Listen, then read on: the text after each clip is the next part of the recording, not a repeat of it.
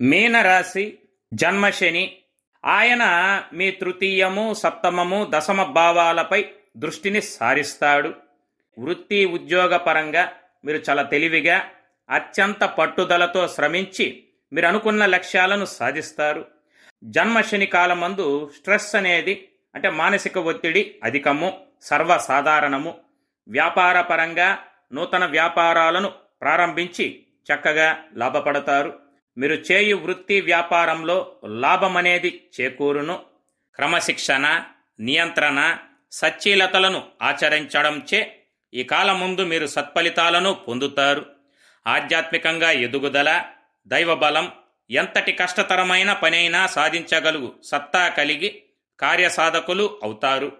అలాగే ఈ వీడియో గురించి పూర్తి సమాచారం కొరకు కింద కనపడుతున్న లింక్ని క్లిక్ చేసి చూడగలరు.